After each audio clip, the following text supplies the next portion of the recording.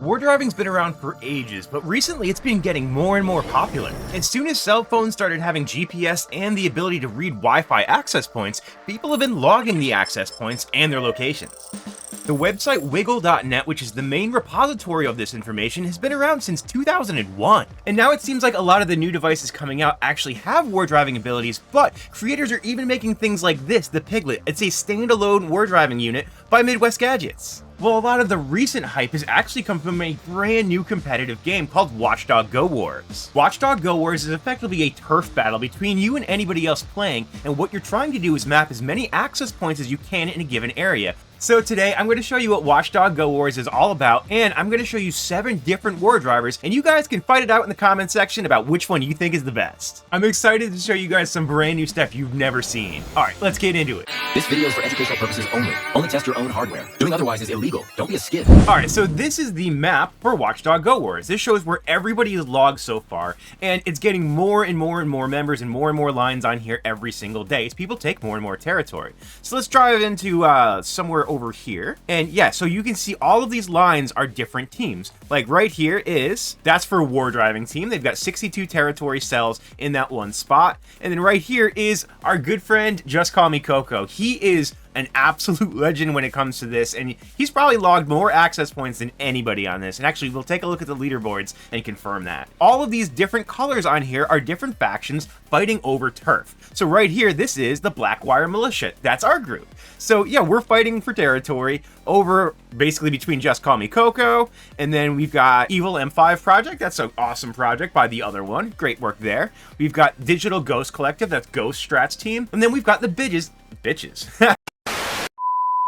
And then we've got the Biscuits, which is Hedges team. And yeah, all you really have to do is drive around, and whoever has more access points in each one of these little square nodes, they gain control of the access point. It's so much fun. We've had an absolute blast playing this. When you first log in, it takes you to this kind of landing page, and it shows you some of your own personal information. I haven't gone Wardriving in a few weeks right now, but you'd have a lot more information popping up here. But yeah, you can see I've been kind of busy. I've gotten some access points, so it's worked out pretty well. And if you click on team right here, you'll see our Blackwire Militia. We've actually got 20 million access points in BLE and ADSB, all those things on there. We have 20 million. That's insane. But you want to see really insane? Let's go to ranking. Frostbite's actually got 3,451,799 loot, which are just, again, access points, Bluetooth, all of the different signals that you collect all over the place. Now, I do want to point out all they're collecting is public information. There's nothing here that's secured information. Everything on this is perfectly legal to collect. And what I kind of like about the Watchdog Go Wars is that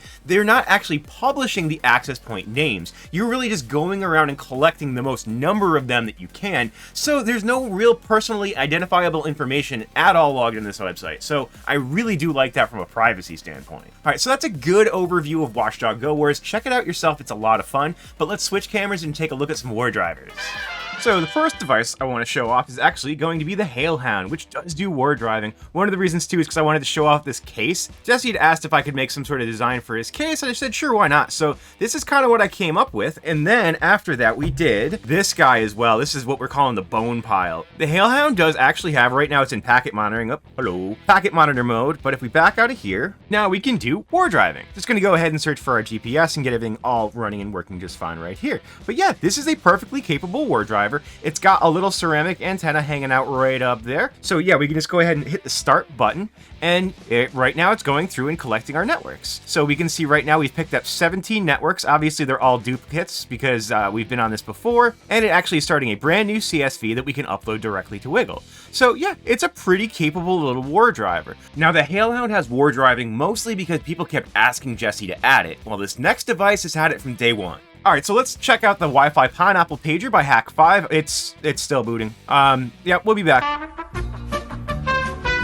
All right, so let's take a look at this little guy. This guy is so cool. This is actually the Piglet. He doesn't have his own power, so we got to give him the old plug-in, but this is a standalone Wardriver. So this bad boy is actually running a Seed Studio ESP32 C5, so it is dual band. So we can do 2.4 and 5 gigahertz Wardriving. It does, of course, have Bluetooth on there. It's got a little 128 by 63 screen. There's an SD card in there, and it has a ATGM 336H for GPS. Now, what this is going to do is it's actually going to load up its own little Wi-Fi, and then we compare it to our Wiggle or a Watchdog Pro API keys. So let's actually take this thing apart and take a look at how this thing is. Now the antenna on this goes on the back, and then there's just a flat back to it. But if I reach into my printer, I actually have another back for it. Now, when I was assembling this last night, Hamspice was like, hey, you gonna make the thicklet? And you know, if I didn't have the antenna already soldered on, I would have made the thicklet because this boy thick. Damn! You can actually take the Piglet and make it into a thicklet. Look at that. That could be real fun. A little fuzzy. Clean that off. Whatever. But when I got my Piglet, the SMA antenna was already soldered on, so I didn't have to. But let's pop this thing open. I can show you what it's all about. 1. Oh man, that guy's on there. 2, 3. Ah, crap. That's stuck. Well, we're gonna have to do... I still want to show you the inside, so let's do some destructive maintenance. When in doubt, drill it out. Alrighty, buddy. Let's go. I get it.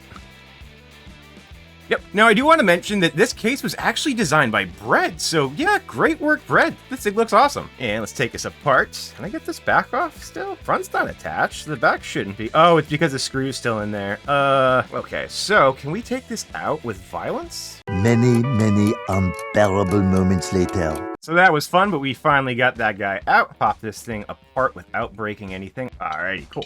So yeah, this is basically it right there. We've got our antenna module right there, which they pretty much all kind of look the same, so you kind of know what they are.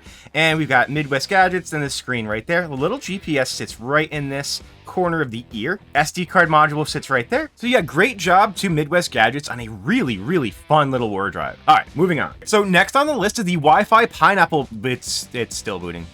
And on the topic of pig-shaped things, we have Pork Chop. And Pork Chop is running on the Cardputer Advanced, and this guy has the Monster C5 from Lab 5 plugged into the back here through the Grove port, and this has folded over right there a GPS that's hidden inside the case. There is our fun little pig. Pop over to Recon and go to Warthog. So now we're war driving. Boom, right there. Now you can see that we have 0 satellites right now, which unfortunately is very, very common for me. Inside my little test environment, there's really not a whole lot of GPS, so unless you have a really good GPS, which I have a feeling we're gonna be able to catch a few satellites with one of the next devices. But yeah, this guy's going through and war driving. Now, if you haven't tried Pork Chop on the Cardputer Advanced or the Cardputer, it is one of my favorite little pieces of firmware because it's so engaging. Octosec did such a good job creating this, and it's just like the most fun thing ever. This little pig is just living his best life. Just random stuff will happen. There are all sorts of games on here. There are like capture the flag style things. There's a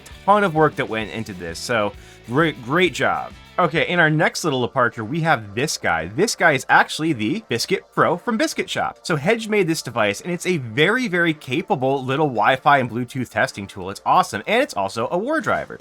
Now, it's not very much to look at, but if we press the power button right there, this guy will power on, and then we can actually use a phone app to control it.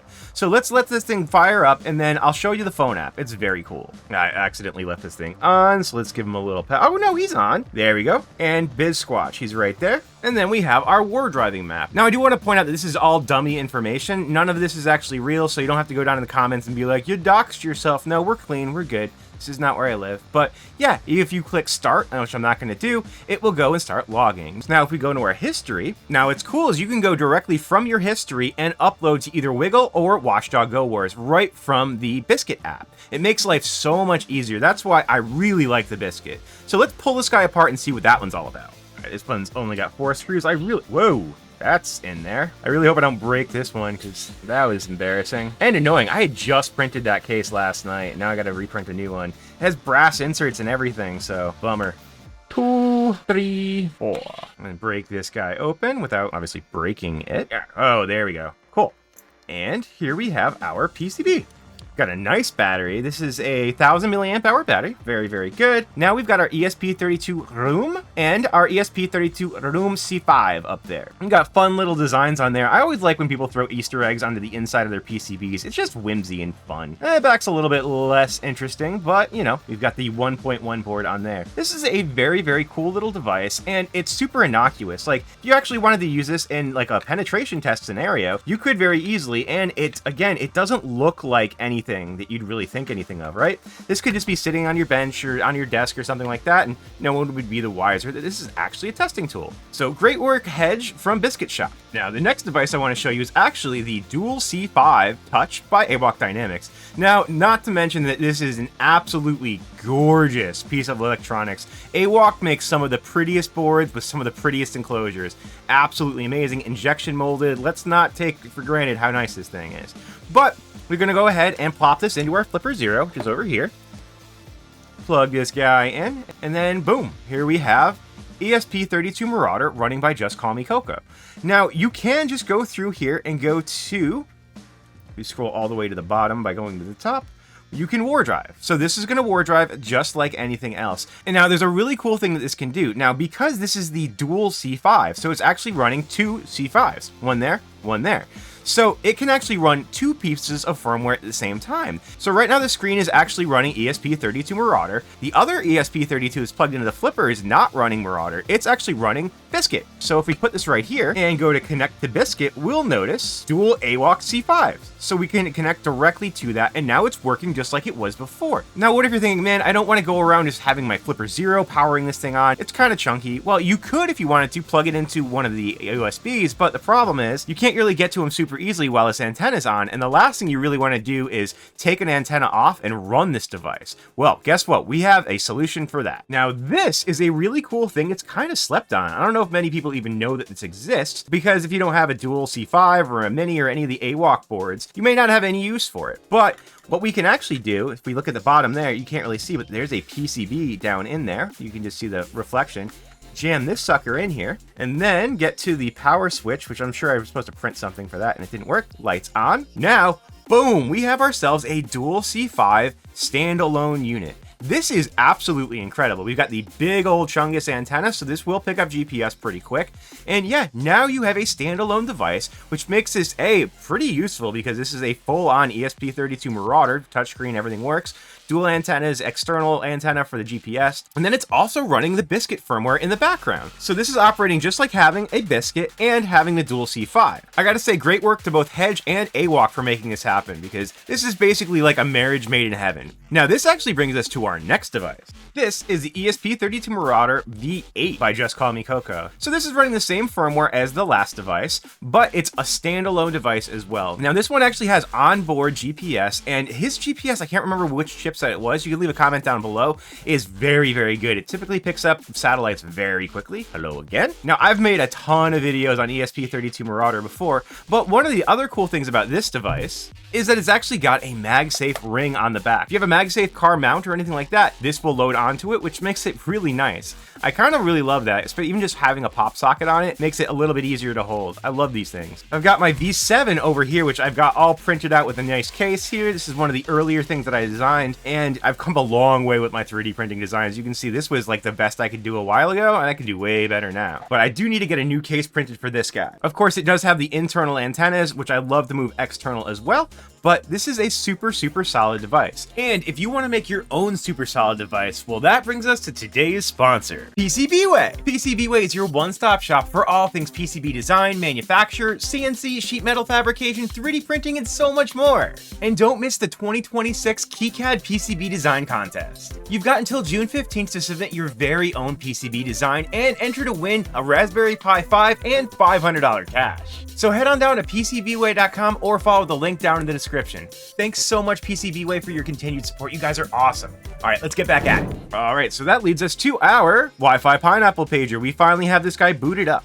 So what's interesting about the Pineapple Pager is it does not have GPS on board. When the device was designed, it wasn't really thought of as a Wardriving unit, so it didn't have GPS. Now, one of the problems that you run into with this is you can see that it plugs into the USB port. Well, the USB port also covers the USB-C charge port right there. So you can't really charge it while you have the GPS plugged in. Well, that's actually not technically true, because you could do something stupid like this. We've got our 90-degree angle adapters, and because we have two of them, because we're fun like that, we can actually do that.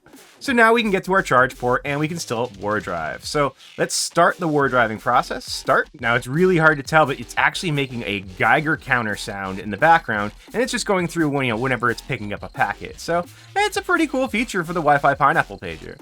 All in all, it's a pretty cool device, but it's definitely probably not the best Wardriver, and it takes a couple minutes to turn on, it gets a little warm, batteries don't last really long. Now, one thing to note about the Wi-Fi Pineapple Pager is that once you hit about 20,000 APs or so, you do run into an issue where it tries to deduplicate or something and effectively runs out of memory, because this thing has no expandable memory, and you can run out. So that's one little limitation to that. And if you live in a really dense area, you could fill up that little cache really quick. Just something I wanted to point out if you really do want to make the Wi-Fi Pineapple Pager your primary Wardriver. Those are just a handful of Wardrivers by a bunch of amazing creators, and there are so many more out there. And if you want to try Watchdog Go Wars yourself, hop on my team, it's the Blackwire Militia, and rack up some points for us. What was your favorite device we went over today? I would love to know. Leave a comment down below. Alright, are there any other devices you guys want to see me cover? Again, leave a comment down below. Thank you so much for watching. You guys are absolute legends. Alright, we'll catch you next time.